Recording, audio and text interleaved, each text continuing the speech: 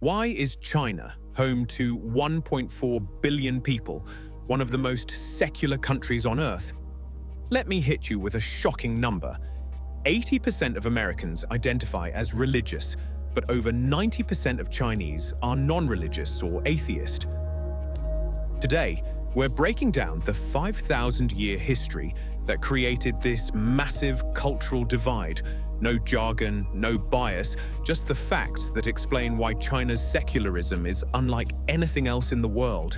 To understand why China is so secular, we have to go back to the very beginning, long before modern religions spread across the world. Unlike the West, where religion was often above the state, China's history started with a completely different idea: the mandate of heaven. The ancient Chinese believed that kings ruled with the mandate of heaven. But this wasn't a God-given right. It was a responsibility. If a king ruled poorly, the heavens would take away his mandate and the people could rebel. There was no single God controlling everything, just a balance between the ruler, the people, and nature. Then came Confucius, and his ideas changed everything. Confucius never talked about gods, ghosts, or the afterlife. His focus was on the here and now, how to be a good person, how to run a family, how to govern a country. His famous line, "I do not talk about strange powers or gods," summed up the core of Chinese secularism. We focus on life on Earth, not the afterlife. And then there was the imperial examination system, the Keiju. For over 1,300 years, the only way to get a government job, to have power, was to study Confucian classics. There was no place for religious leaders in this system. Power belonged to scholars who studied secular knowledge, not priests who talked to gods. The first reason China is secular? Religion never ruled China. China ruled religion. Let's compare this to Europe. For centuries, the Catholic Church was a separate power, more powerful than many kings. Popes could excommunicate kings, start wars in the name of God, and control education and culture. Europe had religious wars that lasted decades, all because of different beliefs. But in China, this never happened.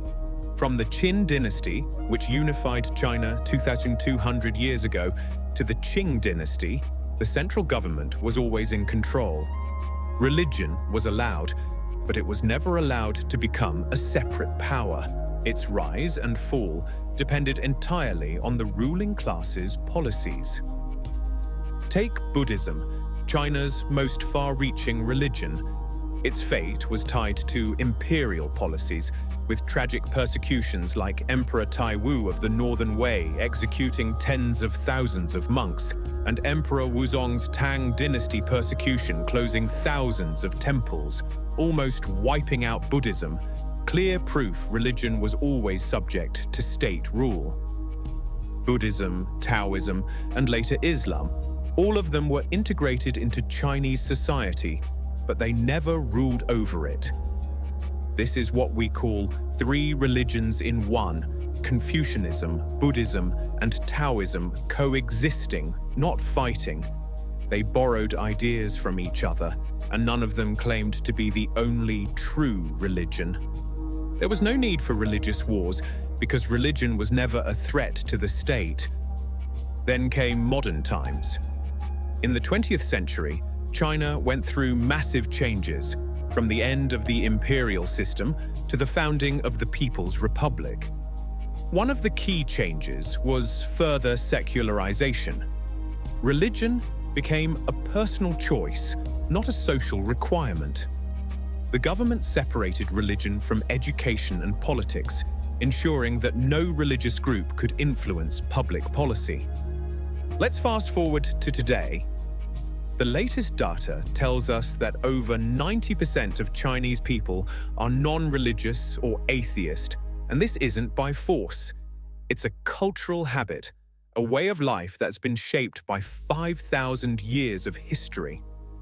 For most Chinese, religion is more of a lifestyle than a devout belief. They take Confucius's virtues of benevolence, righteousness, propriety, wisdom, and trust as their code of conduct, yet they also decorate their homes carefully and prepare Christmas gifts for their children on Christmas Day. During festivals, many Chinese will go to Buddhist temples to burn incense with their elderly family members, or visit Taoist temples they pass by at scenic spots. Even the temples they worship at often enshrine gods from Confucianism, Buddhism, and Taoism all together. For most Chinese people, religion is a personal choice, not a part of daily life. You might see temples or churches in China, but they're often tourist attractions or places for people to express their personal beliefs, not centers of power or influence. Unlike in many parts of the world, religion doesn't play a role in schools, government, or public policy. This secular culture has brought huge advantages. It means China can focus on modernization, science, and technology without religious conflicts holding it back. Think about it. When a society isn't divided by religious beliefs, it's easier to work together toward common goals, like economic development, education, and improving people's lives. Let's do a quick comparison again. In many parts of the world, religious differences still cause tension, debates, and even conflict. But in China, secularism has created a society where people of different beliefs, or no beliefs, can live together in peace. That's the power of a secular culture. Secularism isn't just a part of China's history, it's the secret to its rapid modernization and social stability. So, to wrap it all up, China is one of the most secular countries in the world, not by chance, but because of 5,000 years of history, culture, and system.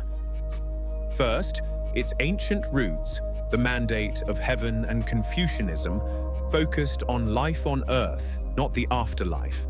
Second, its political system kept religion under state control, never letting it become a separate power. Third, its modern transformation made religion a personal choice, not a social requirement. Understanding China's secularism is key to understanding China itself.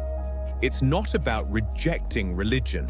It's about putting people, society, and progress first. If you want to learn more about Chinese history, civilization, and how it compares to the West, hit the subscribe button below. I'll be diving deeper into these topics in the next videos, so don't miss out. Thank you for watching, and I'll see you next time.